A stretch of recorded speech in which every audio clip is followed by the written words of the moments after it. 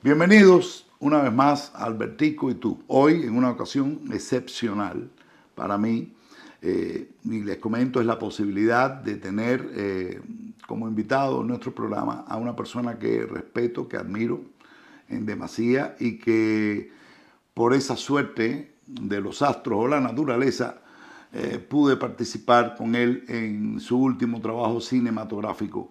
Y me estoy refiriendo al maestro Eliezer Jiménez, director de cine, profesor universitario y bueno, aquí he tenido que anotar toda una cantidad de cosas porque el currículum de Eliezer es muy fuerte y sería injusto no aprovechar este programa para dárselos a conocer con lujo de detalles. Eliezer, gracias por estar aquí. Adelante, Albertico, y tú. Entre el chisme y la razón, mientras toca respirar, vamos a ver qué está pasando y a despejar. Un equipo arrebatado, un ajiaco bien montado para descargar. Es tu casa la ocasión, cuanto crees estás mejor. Te imaginas descansando en tu vacilo, pero te atan los recuerdos, la conciencia y la subida de la presión. La recarga y el familión. El mercado para Cuba, el cielo. Si tú te fuiste, ¿qué haces allá? La vida de quien la amarra y la otra estaca.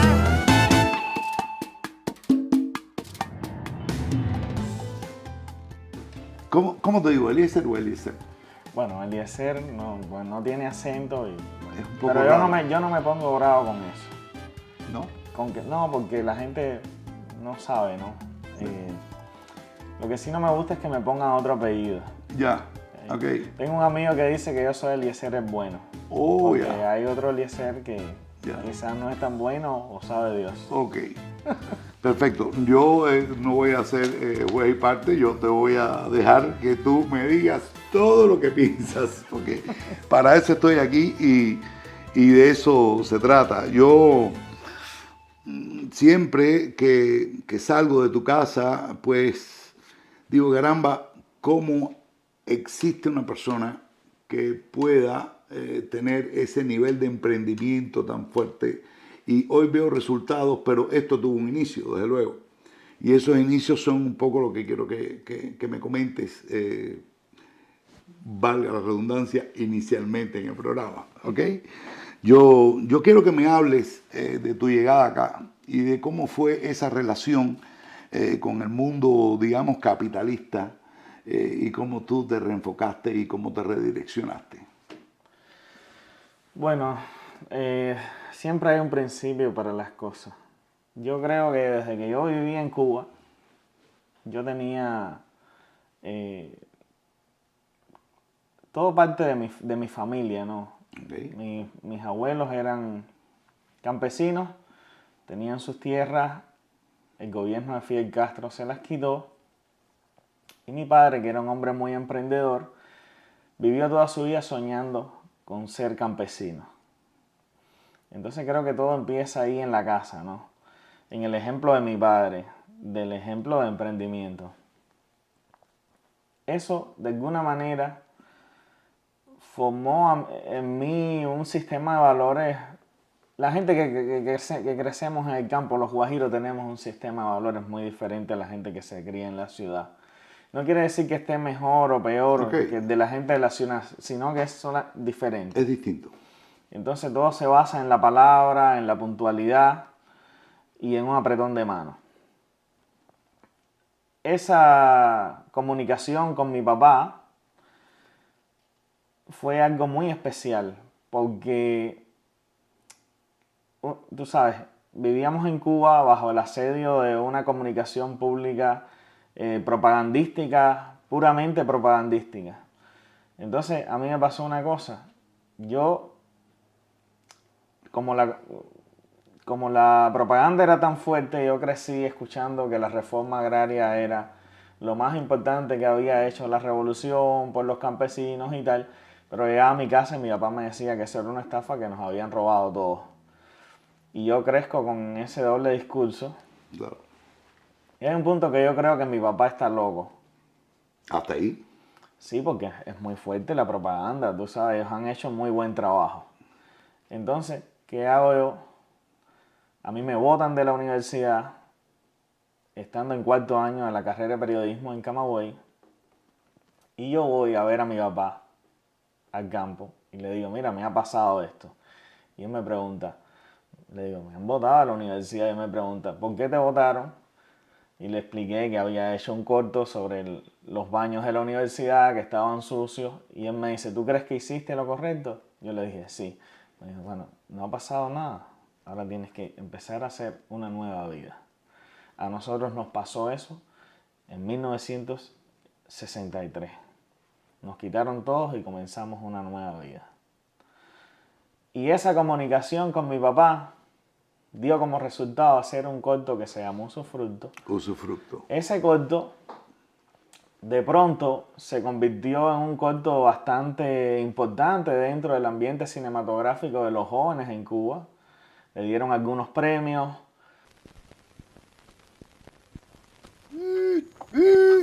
Mira, ya viene la otra.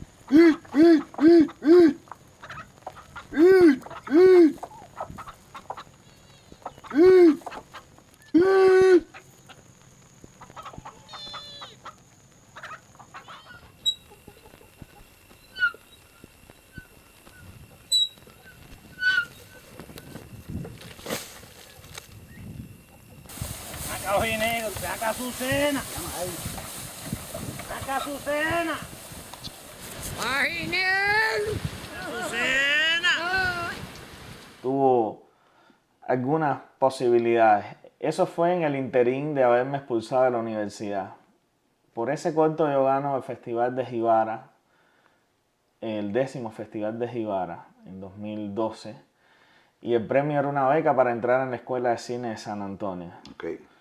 Yo voy a la Escuela de Cine, hago esa beca y eso me transforma completamente mi vida. Porque ahí yo conozco un grupo de personas, me expongo a un conocimiento muy Mucho más amplio, me imagino, ¿no? muy amplio y muy importante. Yo venía ya de conocer la censura, de haberla experimentado en carne propia, y yo soy una persona muy curiosa. Eso me catapultó a mí al futuro. A pesar de que a mí no me querían bien en esa escuela de cine, pasé ahí 2 o 3 cosas con el director de la escuela y tal, pero porque el director de la escuela me prometió que por haber ganado ese premio, el documental lo iba a mandar a todos los festivales que tenía contacto la escuela de cine. Él no había visto el documental. Cuando él lo vio, se retiró, se echó para atrás. Se retractó. Sin embargo, yo ahí tenía un grupo de compañeros y de amigos que me hicieron la vida bastante agradable, a pesar de que ya, como te digo, el propio director no me quería.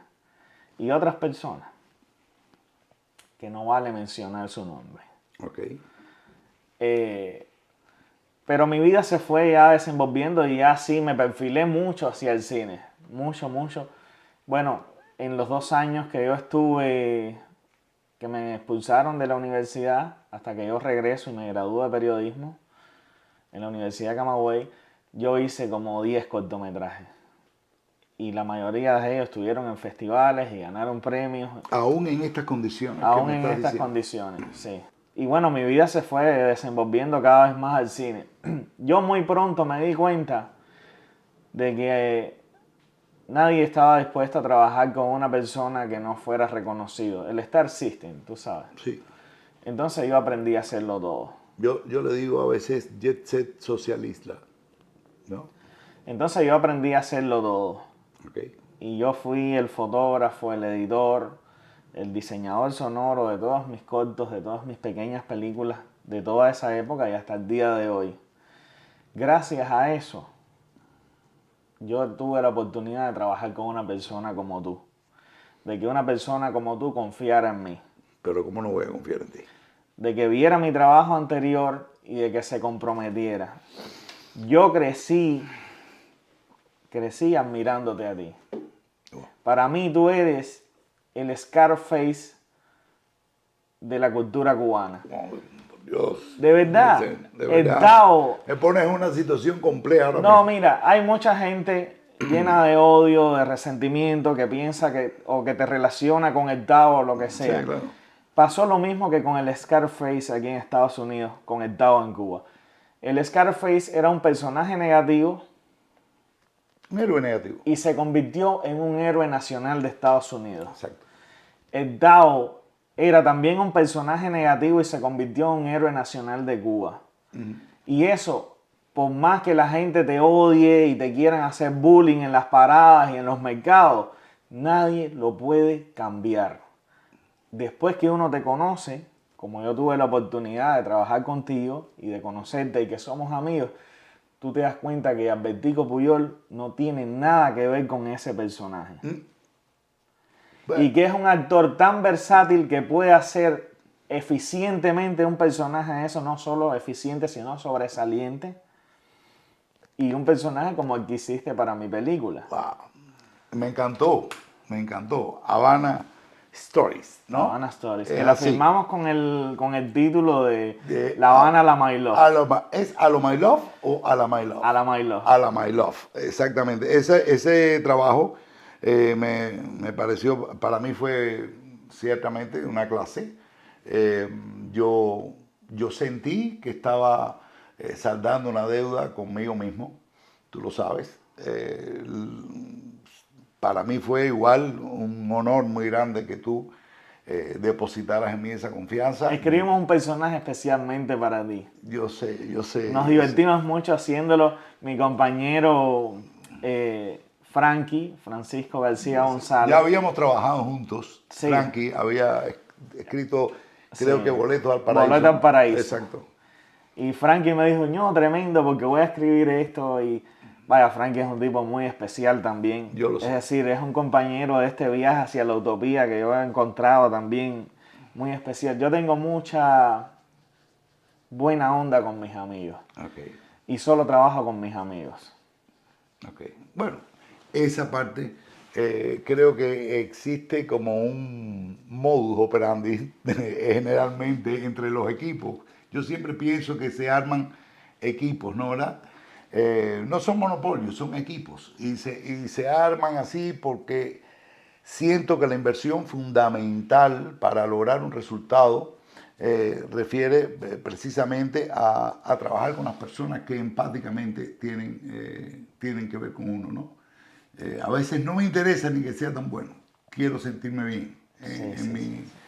Decía... Yo he tenido mucha suerte porque con la gente que trabajo son muy buenos y Sí, son mis la amigos. verdad que son las cosas, sí, tú has sabido escoger en ese jamo peces importantes, ¿no? ¿Verdad? Yo creo que las amistades no se escogen, hay una elección más allá del entendimiento humano que funciona ahí y uno llega a ser amigo de la gente. Yo creo que sí. Hay una confianza espontánea.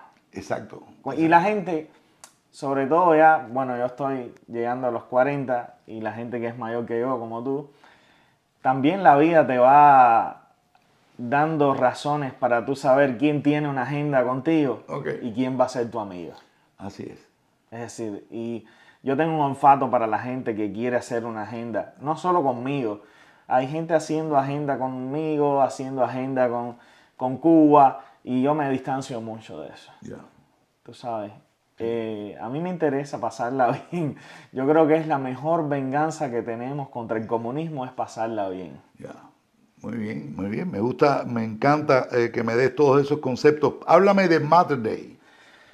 Bueno, Porque Mate, como mismo existe su fruto, a raíz de esta relación con papá, existe Mother Day, ¿cierto? bueno, esta relación con mi padre, que da ese documental, que es la manera que yo le pido perdón a mi papá por haber pensado en algún momento que él estaba loco.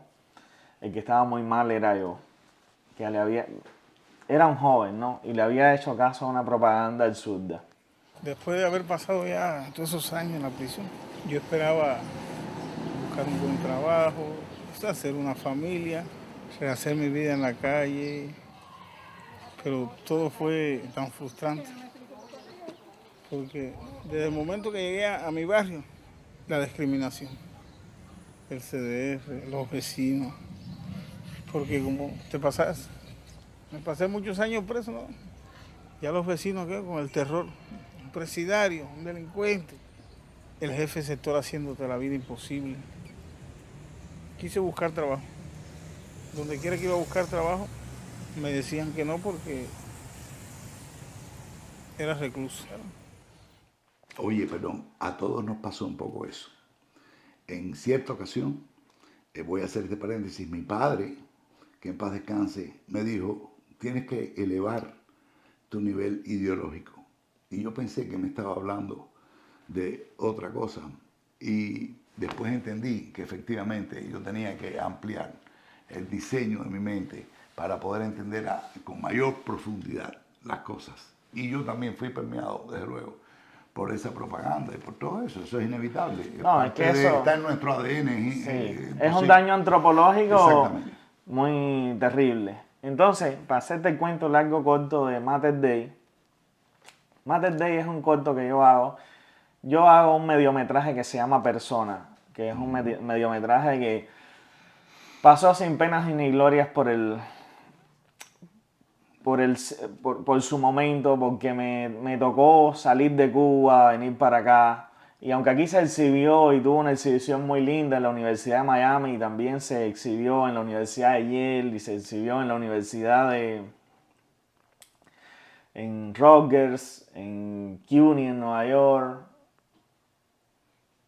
Tienes una cantidad de lugares porque Sí, que le pasó esas cosas buenas. Fue una película que cayó en el olvido porque yo tenía que preocuparme por buscarme la vida aquí en Estados Unidos. sí. Pero antes de que pasara todo esto, una de las últimas veces que yo estuve con mi papá, yo se la puse. Y mi papá la vio y le fascinó. Uno de los personajes de ese mediometraje es mi mamá. Es un mediometraje documental. Cuando mi papá lo vio me dijo, tú deberías de haber hecho como mismo hiciste conmigo. Pasó el tiempo y un águila por el mar. Yo me pasé los 2 primeros años comiendo tierra aquí como todo el mundo. Y ya una vez que yo pude empezarme a sentar, a ver las cosas con calma y todo eso, mi padre muere, yo vivo una crisis muy fuerte con eso. Y la manera que yo tengo en ese momento de lidiar con eso es cumplir ese deseo Claro. que él tuvo. Y entonces cogí el material que está en Persona sobre mi mamá, más material que había quedado por fuera de la edición, Lo reeditaste todo. y hice un corto de 10 minutos y sale Mater Day. Okay. Después que muere mi padre, yo me doy cuenta de la importancia que tenía haber filmado ese corto sobre él, porque es una memoria muy especial de una vivencia que tuve con mi padre, que fue que él intentara hacer su sueño de ser campesino y yo intentara hacer mi sueño de ser cineasta. En una época tan remota como el año 2010, donde yo estaba expulsado de la universidad, donde mi vida valía nada, donde me habían tirado a la mierda en Cuba, censurado, vigilado por la seguridad del Estado, todas las cosas malas que te pueden pasar se me habían juntado en ese mismo momento. Me salió una úlcera en el estómago, yo no dormía, la estaba pasando mal. Entonces dije, bueno, esto lo tengo que hacer con mi mamá. Y esta experiencia que yo viví con ella haciendo esta película tan difícil como fue Persona, la llevé a Mater Day. Ok. Y están Pero, esos dos materiales, ¿no? Sí, están esos 2 cortos ahí que yo, es de las cosas más valiosas que yo siento que he podido hacer. Yo creo que todo esto conforma, desde luego, aunque me dices que los 2 primeros años acá fueron muy difíciles, ya tú venías con un background un poco de ser independiente desde el punto de vista creativo, productivo, cinematográfico respecto a tu trabajo. Y esto, yo estudio acá, yo tengo aquí anotado todos estos papeles porque son millones de cosas que quiero saber y que quiero que tú me hagas saber. Igual en tu relación, como te pregunté al inicio, con el mundo capitalista, yo veo hoy en tu currículum que tú eres profesor de la universidad. Yo veo que tú eres graduado de periodismo acá también y veo que sobre todo eres también graduado en cine en la Escuela de Cine acá. Todo eso conforma un estatus que te permite centrarte, pienso un poco en un diseño nuevo de tu vida aquí. Mira, yo siempre tuve muy claro que yo era un outsider. Cuando te digo un outsider, yo no iba a hacer cine con el Licay. Okay. Desde el primer día de mi carrera como realizador, yo sabía que estéticamente, y te separo la palabra estéticamente, Okay. ética y estéticamente, yo no tenía nada que ver con ese lugar. Okay. Yo no tenía nada que ver con la censura, yo no tenía nada que ver con eso. Es decir, y además, soy tan vanidoso como todos los seres humanos. Donde me desprecian, no voy. Ya. ¿Tú sentiste eso? Sí, no solo desprecio, Ok. más allá del desprecio. ¿Sentiste varias cosas? Sí, en que- Cuba te lo hacían Es sentir. una posición Te lo hacían igual sentir. muy valiente porque te cuento que cuando no hay opciones, y tú sabes que lo único con lo que tú puedes acceder al cine, tú sabes, entre comillas, es una organización, un lugar. No, mira, yo la pasé mal. A ver, te pongo un ejemplo. Antes de que ellos nos devolvieran ellos, cuando digo ellos, el gobierno cubano, Ok. nos devolvieran el derecho que nos habían secuestrado de viajar, de salir de Cuba, que nos los tuvieron secuestrados hasta hace Muchos muy años. poco. Yo tuve 9 invitaciones a 9 festivales de cine con usufructo fuera de Cuba y a mí nunca me dejaron salir.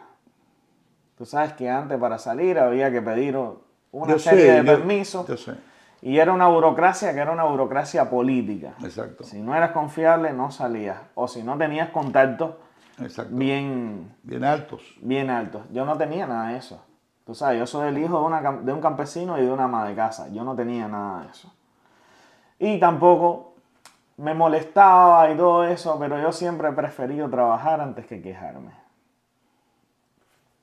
Entonces, mira, yo sabía muy claro que yo no iba a ser parte del ICAI, que yo no iba a entrar en esa maquinaria, que es una maquinaria industrial. Y mi cine siempre ha sido artesanal, un cine de un diseño muy personal, donde yo he encontrado un lenguaje propio a partir de los recursos que he podido conseguir, ya sean recursos Humanos o humanos de producción. o de producción. Claro.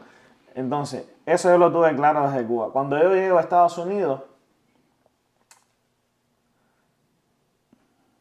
tú continúas viviendo tu vida. Y yo dije, bueno, yo también aquí soy un outsider. Yo no, tú sabes, yo no tengo ganas de salir a hacerme más.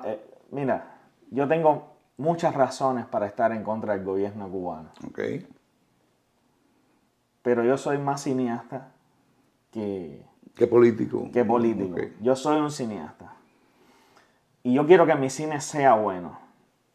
Y yo he sido un cineasta político toda mi vida. Pero la política no está por encima de mi cine. Entonces, yo tuve que tomar la decisión, fíjate, te lo digo con el corazón en la boca. Yo no iba a ir a la calle 8 a gritar para que me dieran dinero para hacer películas. Ok. Yo eso no lo voy a hacer nunca. Yo las hago yo con mis recursos. Porque yo soy una persona que no ha vivido del cine, sino ha vivido para el cine. ¿Entiendes lo que te digo? Te entiendo Es perfectamente. muy diferente vivir del cine que vivir para el cine. Claro. Y eso ha Hay muchas sido, personas que viven del arte y eso ha y sido, hay otros que viven para el arte. y eso ha sido mi vida. Yo no critico a nadie porque tome sus decisiones y haga las películas como quiera y como pueda. Pero ese ha sido mi camino. Yo me siento también un outsider de Miami porque, aunque Miami me ha acogido con un cariño muy grande y yo estoy muy agradecido a muchas personas e instituciones aquí, yo no quiero hacer un cine de propaganda. Ok. No es un cine de propaganda, No quiero hacerlo. definitivamente. Entonces, me siento un outsider aquí. ¿Cuál fue mi decisión que fui tomando poco a poco? Ir encaminando mi carrera hacia otra dirección. ¿Y cuál es esa dirección? La dirección de la enseñanza. Yo no quiero enseñarle nada a nadie, pero sí, hice mi máster aquí en Estados Unidos, estoy haciendo mi doctorado, y yo no quiero enseñarle nada a nadie, pero sé que muchas de la gente jóvenes que yo puedo influir desde la universidad, como profesor en la universidad, para que puedan ver los procesos políticos de una manera diferente, Ok. no en comunista y en capitalista, Ok. sino en cómo ellos pueden beneficiarse espiritualmente de las humanidades para comprender sus condiciones de vida y formarse un criterio propio acerca de la política que ellos pueden hacer o que le pueden hacer a ellos. Ok, muy bien.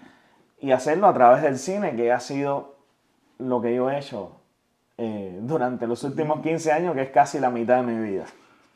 A ver, Eliezer, eso está muy bien, pero yo quiero acotar acá que Persona, por ejemplo, este mediometraje que tú hablas, que en algún momento fue, como dices tú, venido a menos, llamémosle así, no creo que sea el caso, fue puesto en el MoMA, ¿no verdad? Y participó en el documental Kassel, perdón, el festival de arte más importante que existe en el mundo, esta obra tuya. Y todo eso es gracias también a la colaboración con Tania Bruguera, una artista cubana que yo admiro y respeto Total. mucho, con quien tengo una amistad y una cercanía muy especial, que ella es una persona que se ha preocupado mucho por visibilizar los artistas que estamos outsiders de los sistemas. Ok. De alguna manera nos ha encauzado a esos sistemas y bueno, gracias a Dios, esos son los sistemas más importantes del arte, tú sabes. Yo he tenido esa suerte, pero ha sido con mi trabajo. Es decir, Desde ti. yo tengo un amigo que se llama Rolando y vive en España y él es un crítico de cine, Rolando Leiva. Y él me decía, oye, Acere, tú haz las películas, tú no tienes que hablar ni nada de eso. Haz las películas, que la gente la ve y ellos saben lo que hay que hacer con eso. Es un mundo muy tuyo que creo que en la medida que es genuinamente tuyo, es capaz de tener una fuerza tan grande que ha logrado imponerse, porque estás lleno de premios y estás lleno de participaciones en millones de festivales, en millones de cosas. Yo quiero que tú me hables, ayer hablábamos de la tetralogía, la isla que se repite, ¿no verdad? Este concepto tetralogía, me aclaraste que eran 4 películas, 4 historias, ¿no? ¿Cómo es eso? Yo no sé, yo no estoy seguro si son historias. Ok, pero existe.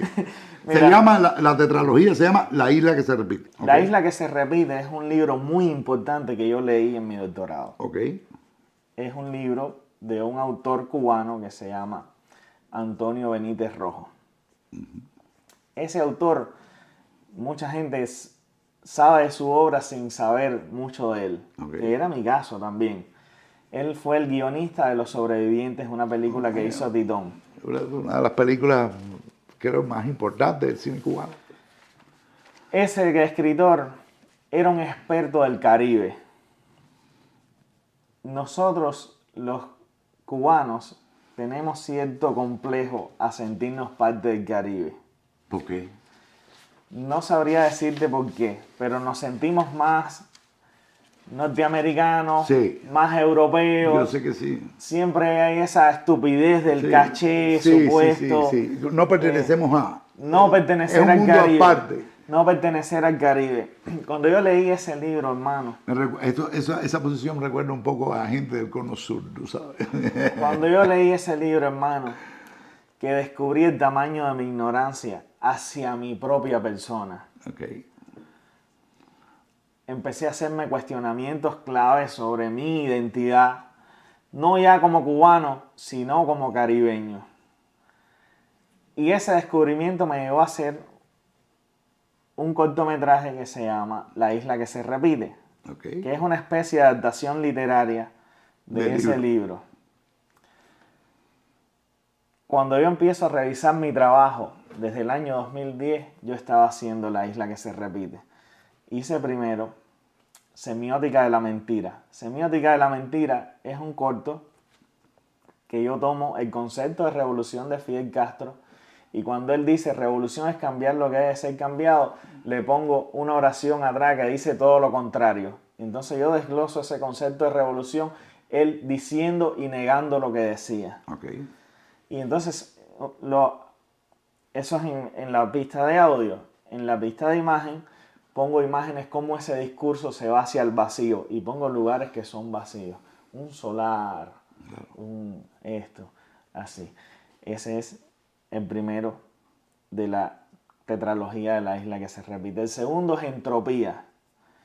Entropía es un filme hecho con imágenes encontradas del paquete, cuando sale el paquete en 2013, Ok. que yo recojo un grupo de imágenes que me gustan y hago un filme muy loco basado en el concepto de la entropía. Y el concepto de la entropía es el nivel de desorden interno que tiene cualquier sistema. Imagínate tú acerca de qué sistema yo estaba haciendo eso en el año 2012. Claro, no estabas hablando de Marte ni de Júpiter. Ok.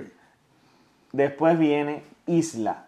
Isla es lo primero que yo filmo aquí en Estados Unidos.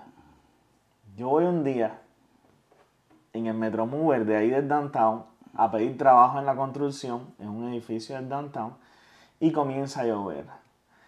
Y yo empiezo a ver a través del cristal que la ciudad se desfigura, con las gotas de agua que caen en el cristal se desfigura. Y yo me puse y di la vuelta entera con el celular aguantado así, Ok. sin moverme.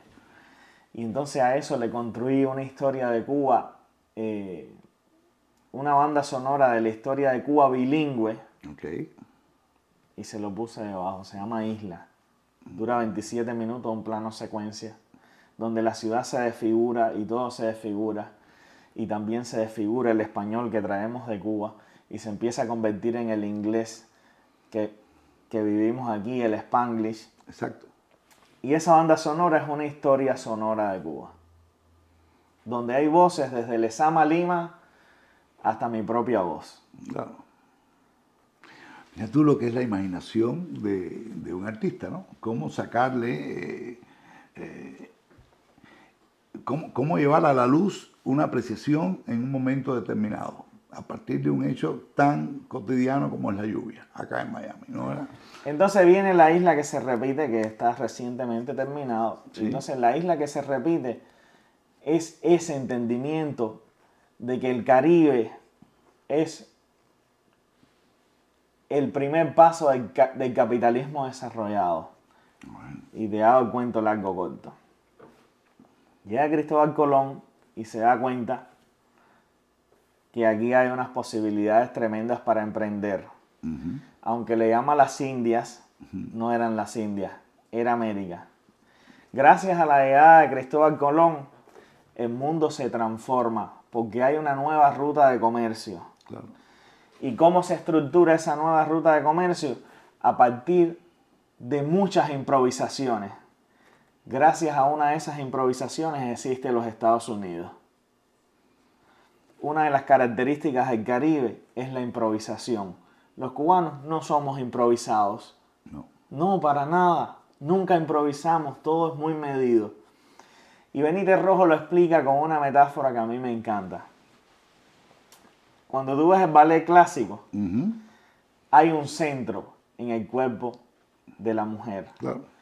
Cuando tú ves una mujer caribeña, una negra caribeña bailando, está moviendo los hombros, moviendo la cintura y moviendo las piernas. Sí, Quiere decir que el Caribe es un lugar sin centro. exacto. Si el ballet clásico representa a Europa, que tiene un centro, que es un lugar de centros culturales, el Caribe es un lugar descentrado. Ok. Por eso tú puedes explicar muy fácil que en Cuba hay una dictadura. Ok. Porque en el Caribe ha habido feudalismo,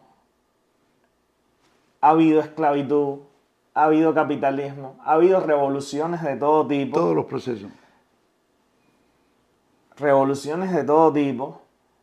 Ha habido un Estado libre asociado y un Estado socialista no libre. Exactamente. Increíble, ¿no?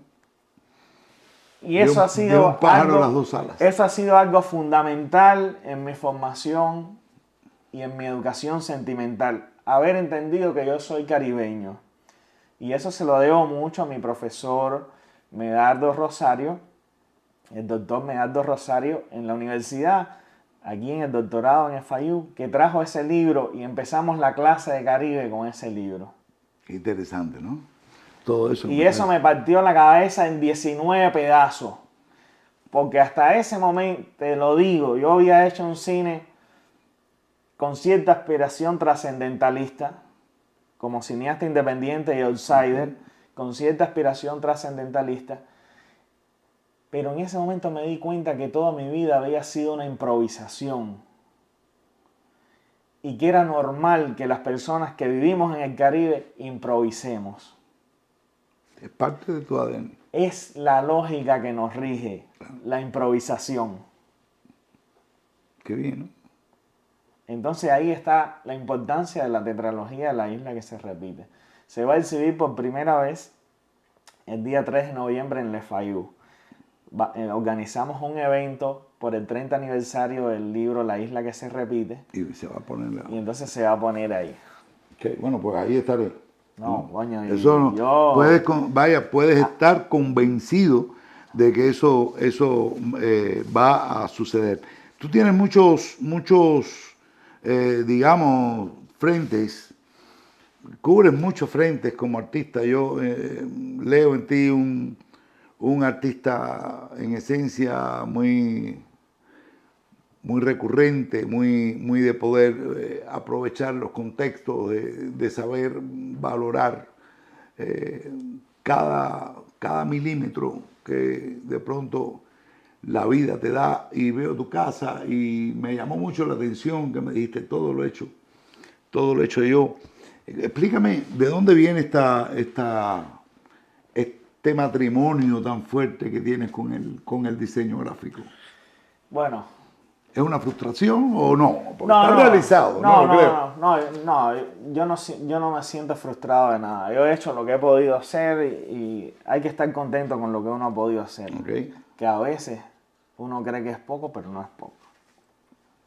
Yo tuve la suerte de casarme con una mujer muy buena, una jeva excepcional. Tu jeva excepcional, que después vamos a hablar de eso. Una jeva, vaya, cojonuda. Oh. Angélica. Yeah. Con Angélica Marrero Lowcraft. Mi esposa es arquitecta y es diseñadora. Y por ejemplo, el hecho de que a mí me guste diseñar los carteles de mis películas, y que lo he hecho con la mayoría de ellas, viene porque ella me los hacía, pero se convirtió en una necesidad para mí hacerlos porque a mí no me gusta pedir favores, tú sabes. Okay. Yo te pido un favor en última instancia. Okay. Yo trato de hacer las cosas. Y entonces un día empecé a hacerlo yo. Yo no sabía nada de Photoshop, no sabía nada de manejar las herramientas y yo aprendí a hacer solo todas esas cosas. En una época donde no había tutoriales. Ahora todo es muy fácil, hay tutoriales y hay YouTube y te dice todo. Gracias a la sociedad capitalista mundial tenemos internet permanentemente y Pues, todo, claro. ¿no? Okay. Entonces fue el acercarme al diseño. Fue producto de una necesidad, como lo fue acercarme a la fotografía, como lo fue acercarme a la edición, como lo fue acercarme al diseño sonoro. Fue producto de una necesidad. Nadie me iba a hacer eso. A nadie le interesó nunca que Eliezer fuera cineasta. Ahora le interesa a un grupo muy pequeño de amigos míos, pero a nadie le interesó eso nunca. Solo yo era, es decir, hay un gran problema que yo veo con muchas cosas. Uno es el capitán de su destino y no debe culpar a nadie. Dice Benedetti, no culpes a nadie de tu suerte. Tú tienes que trabajar y tienes que estudiar. Yo llegué aquí, me pasé esos 2 años comiendo tierra y todo eso y rápidamente me metí en la universidad.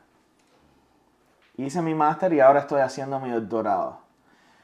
Yo tengo vocación de aprendizaje. Yo me siento un aprendiz de la vida todo el tiempo. Un aprendiz de la vida. Trato de aprender de todo el mundo. Desde las experiencias más extremas hasta las más sencillas. Cuando tú aprendes a aprender de las experiencias de los otros, tienes un nivel de madurez muy grande, porque tú no tienes la necesidad ya de vivir Claro, experiencias exacto. complejas que otros sí han vivido. Cuando tú sabes leer esa realidad, estás en un punto de maduración bastante elevado. Yo todavía estoy aprendiendo. Eres un maestro de todas maneras. ¿Ok? Todavía estoy aprendiendo. Ok. Voy a hacer una pausa. Dale. Tengo que hacer una pausa. De esto se trata. Y regreso. Porque me voy a ver un momentico a otro maestro que es mi amigo José Luis González, el presidente de Brajos Insurance, que está ahí esperando por mí. Adelante, José. Las 24 horas pensando en ti, Bravos procurando que seas feliz, Bravos te lo cuenta tal como es. Bueno, pues hoy nuevamente con mi amigo, hermano, sponsor, nuestro CEO, José Luis González.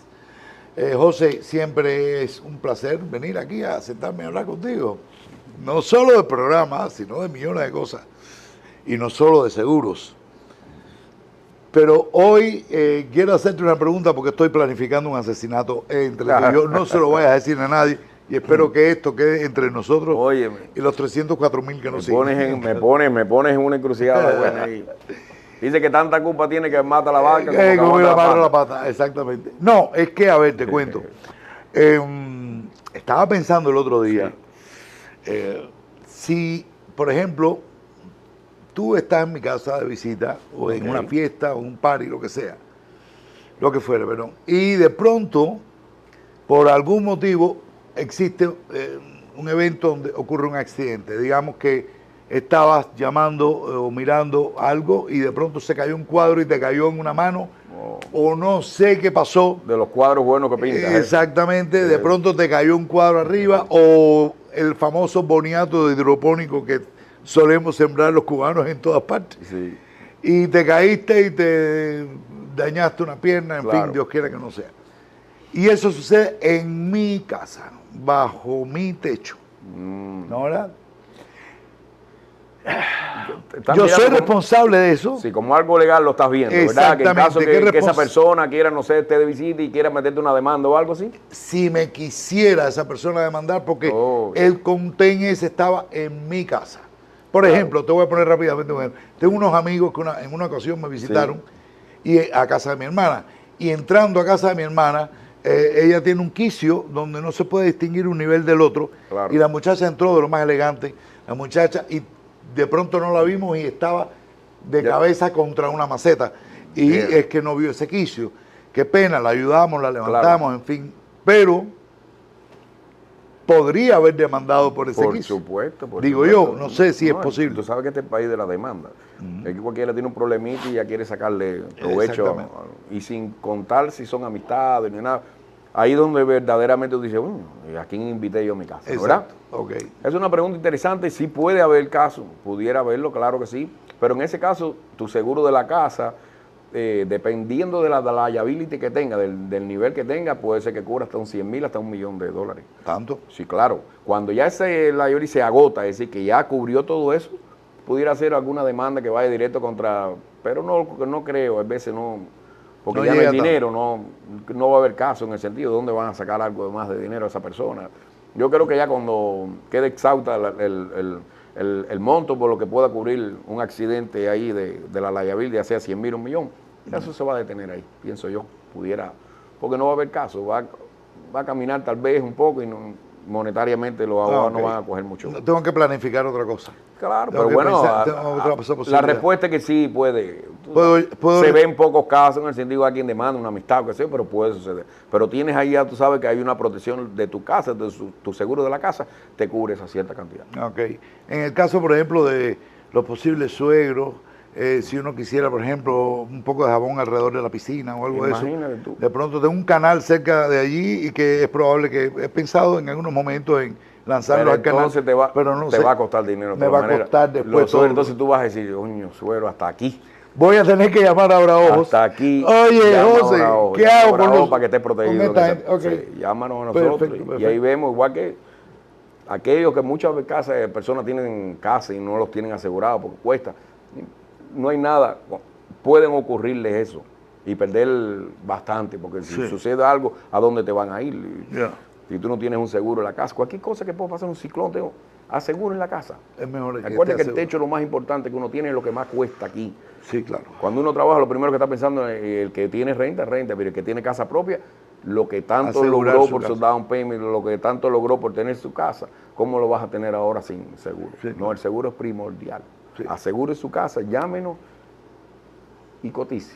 Ok. Y después veremos si es caro o no. Bueno, pues ya la escucharon. Si usted quiere asegurar su casa, pues también se puede comunicar con Bravos Insurance y aquí estaremos esperando por usted para que no haya error de cálculo. Exacto. Nos vemos. Gracias. Las 24 horas pensando en ti, Bravos procurando que seas feliz, Bravos te lo cuenta tal como es. Retomando el tema de tu éxito, tu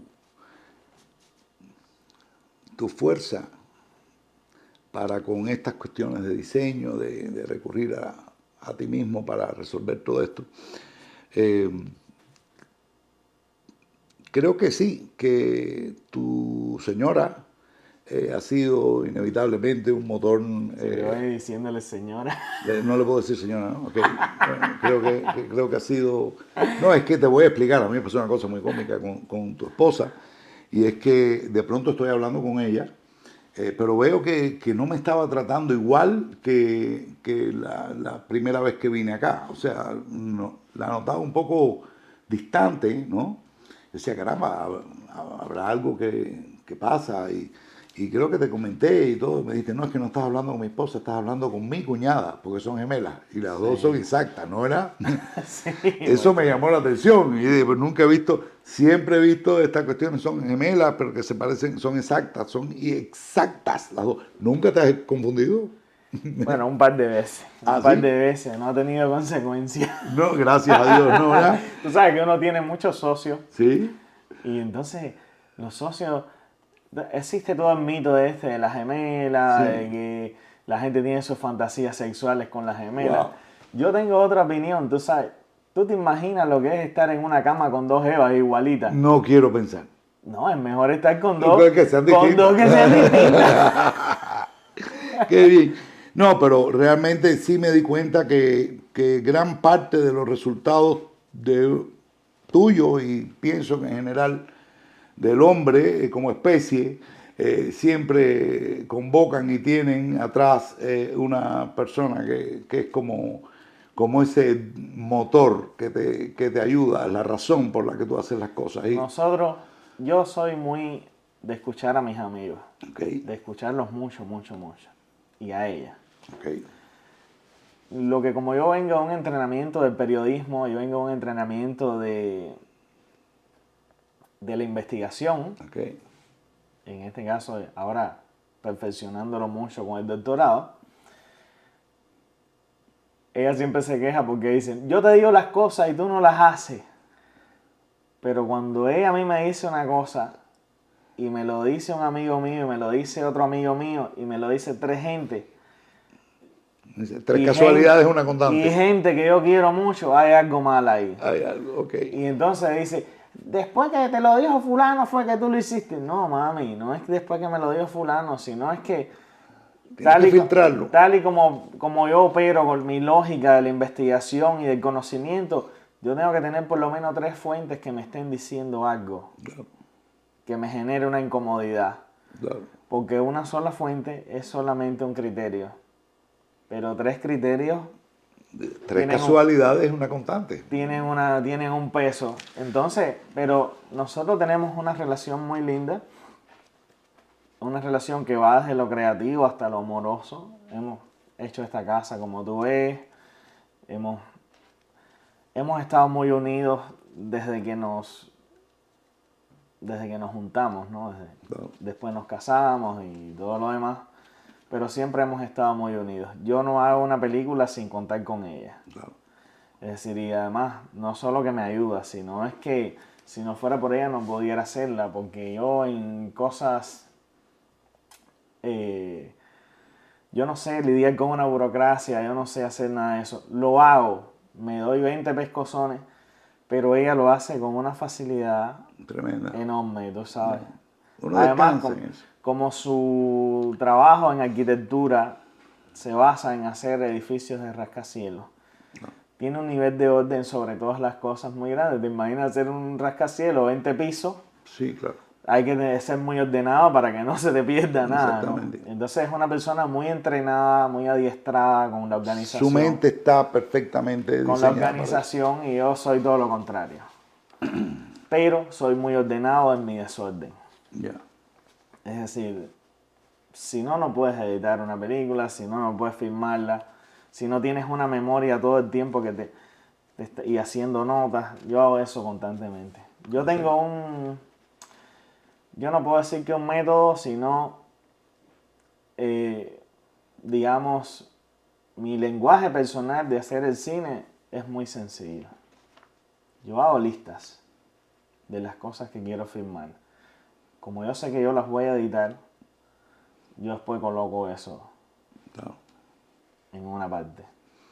Okay. Te pongo un ejemplo, mi experiencia con trabajar con Tuti Abello, que es mi padre, mi maestro, Maestro de todo el mundo. que trabajamos juntos, editamos juntos Veritas, el documental sobre De eso Valdez te iba a Roche. hablar ahora, de veritas.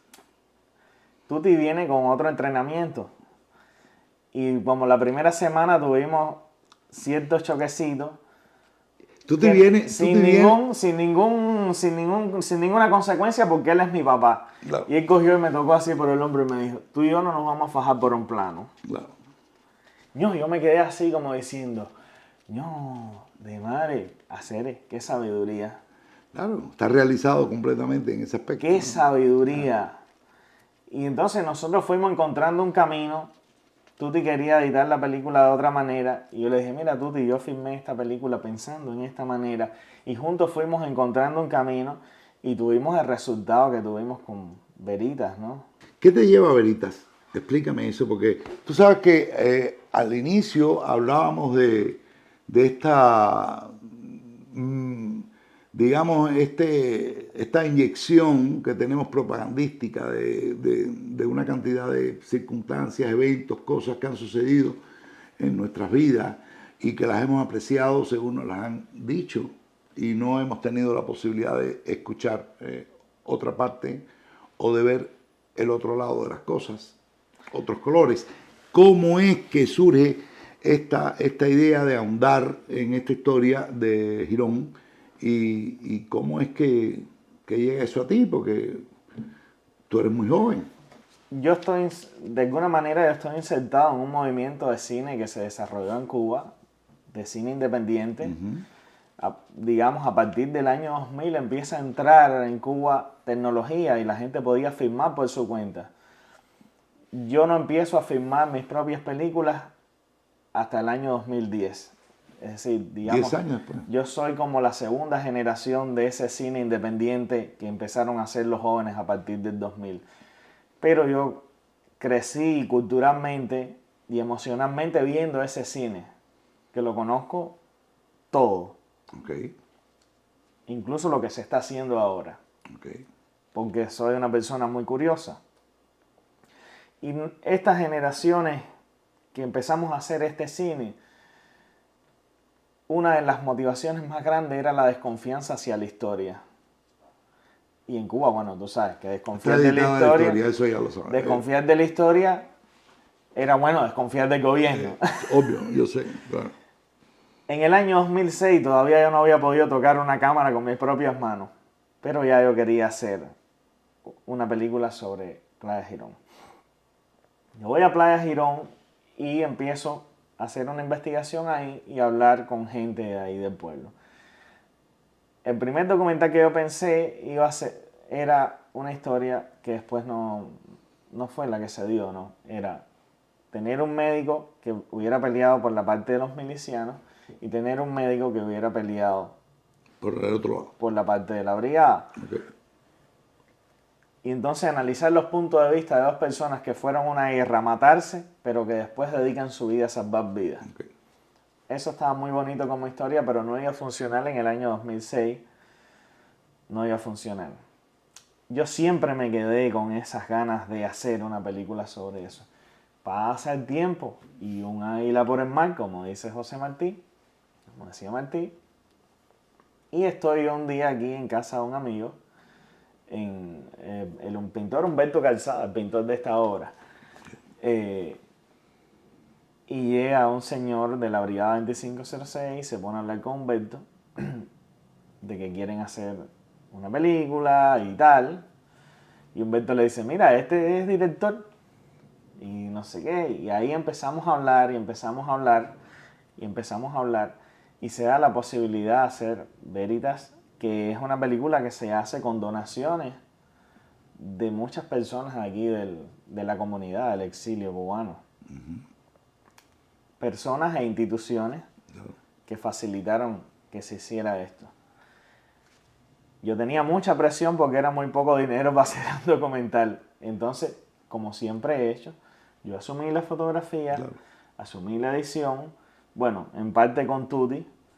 Tuti vino voluntariamente al proyecto sin cobrar un centavo. Sí. Eso es lo que te digo de tener los amigos. Bueno, Tuti es un padre para mí. Yo sé. De tener los amigos. Tuti, que había trabajado en el noticiero ICAI, que conocía bien la historia del lado allá, entre los dos empezamos a descubrir la historia del lado acá. Okay. Hacer y nosotros ahí en ese cuarto de edición que yo tengo, nos metimos 3 meses. 3 meses editando aquello. 52 horas para llevarlo a 1 hora y 7 minutos. Y nosotros llorábamos ahí con los testimonios de estos viejos de la Brigada 2506. Nos comieron el coco en Cuba, diciendo que eran mercenarios. Estos viejos, que ahora son viejos y eran unos jóvenes en esa época, fueron voluntarios ahí, hermano. Voluntarios. Para ponerte un ejemplo, que las comparaciones y los números siempre son una cosa muy especial. Fidel Castro solo pudo reclutar 82 expedicionarios para el Granma.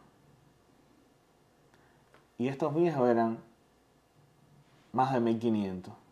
Desembarcaron más o menos 1.200. Lamentablemente la historia es como es. Y ese gran esfuerzo que ellos hicieron por Cuba y por reponer la Constitución del 40 y la República, se frustró. Pero estos tipos son los verdaderos héroes de Girón. Los verdaderos héroes de Girón. ¿Tú te imaginas esos milicianos que pelearon por Fidel Castro y que luego recibieron toda su vida el maltrato de esa dictadura? ¿Cómo se han de sentir hoy? Estos viejos perdieron la batalla de Girón, loco, pero ganaron la guerra de su vida, porque han tenido no solo una vida digna, sino una vida libre. A veces uno se pone triste porque está en este país que sí, estás disfrutando la libertad. Yo sé, es una libertad prestada por los Estados Unidos, pero es la libertad. Lo más importante es la vida de los seres humanos. Es un honor para mí el estar hoy entre un grupo de los hombres más valientes del mundo. Fidel Castro no me gustaba. A mí me afectó mucho los fusilamientos. Y yo dije, esto pinta mal, porque este hombre no respeta la ley. Luchar por la libertad de tu patria no es un deber ni una obligación. Cuando pisé tierra cubana, sentí como otra adrenalina. El avión tiraba por todos los días, así como esto aquí, mira. Era horrible, un tiroteo constante, explosiones constantes y no nos pasaron por arriba. Regresamos nosotros a la playa y ahí sí la cosa era desastrosa. Nos estamos quedando sin munición. Y ahí se selló la suerte nuestra de una vez por todas. Y me dan este tiro en la pierna y ahí caigo al suelo. Y Osmani Cienfuegos dijo, de todas formas lo vamos a fusilar, cierra él para ver cuántos de estos hijos putos se mueren. Nuestro abogado defensor lo que nos pidió fue paredón. Llegaron un día y pusieron dinamita donde nos tenían presos en los pabellones de castigo. Cuando abrimos el periódico, la Armada Norteamericana en el horizonte de Cuba. Invasión inminente. Aquí había mucha gente que estaba opuesta al canje.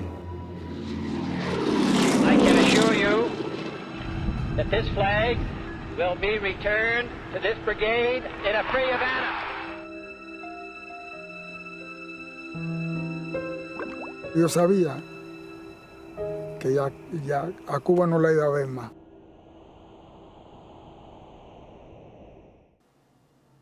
Y estos viejos que fueron ahí voluntariamente ganaron la guerra de su vida. Y viven con honor hoy. Con honor. Y tú y yo nos comprometimos con eso, que tú no tienes idea. Nosotros llorábamos ahí escuchando los testimonios de esta gente. Son conmovedores. Yo tengo la película. Eso es tremendo. Muy fuerte y creo que realmente era necesario. Un día sería genial poner a conversar a dos personas, una de cada lado, si hubiera tiempo y si estuvieran presentes, ¿no? Yo creo que eso va a ser muy difícil. Estoy seguro que son amigos hoy. Pero sí. Estoy seguro que serían amigos hoy. Bueno, esta gente a mí me demostró que no tenían odio, que no tienen resentimiento, que son gente feliz, brother. Yo lo sé. Son, en definitiva, 15 films, 13 cortometrajes, 2 largometrajes, Veritas, uno, y el otro es Havana Stories. No, Entropía. Entropía. Havana Stories todavía no es una película. No, es que tú no la mencionas, pero yo sí. Yo sé, porque tú estás ahí, coño. Tú quieres hablar de esto como a futuro inmediato, pero no, yo... No, hay que trabajar todavía para que sea una película. Yo sé, pero es un tremendo trabajo ese. Sí. Y los actores de la película están muy bien escogidos y las interpretaciones me parecieron de verdad meritorias. Yo creo que cuando este trabajo salga va a ser un boom. No creo que te debas atrasar mucho porque está como en el punto exacto para que puedas ver la luz. Estamos trabajando, eso es lo importante, seguir trabajando. Havana Stories, la Operación Pirate, es una película pensada para los actores que la interpretaron. Okay. Pensada para esos actores. Tú sabes, una película muy pensada para que funcione, de esa manera. Por eso cuando tú ves el resultado del primer corte, tú dices, coño, qué bien está esto. Exacto. Pero fue mucho tiempo. Yo le doy mucho espacio a la improvisación, pero yo sé que yo tenía recursos limitados. Esa película se ha hecho, tú sabes cómo se ha hecho, sin dinero alguno. En muchas ocasiones la gente piensa cuando ve una película que hay un gasto y de producción tremendo y que poder contar y que si fulano cobra, el otro cobra, el otro... A veces es importante decir que no es así. Yo he tenido que convertirme a la fuerza en un experto de hacer lucir las películas mucho más caras de lo que son. Exactamente. Por pura necesidad, tú sabes, por pura necesidad. Yo sé que hay un proyecto en camino. Sé que esto de Havana Stories no se queda solo ahí. Va a tener como, digamos, una segunda parte. Yo no creo que sea una segunda parte, sino que va a ser una sola película. ¿Todo? En dos volúmenes. Okay. Va a ser una especie de una sola película en 2 volúmenes. Okay. Es decir, va a tratar el mismo tema. No vamos a hablar de la segunda porque... No, hay que trabajar, hay que trabajar. A mí me gusta más trabajar que hablar. Pero tienes, digamos, alguna idea de para cuándo? Okay. Yo pienso que el año que viene lo dedicaré a eso completamente. Sí. Okay. Tienes la capacidad, tú eres muy paciente. No, no me queda otra opción.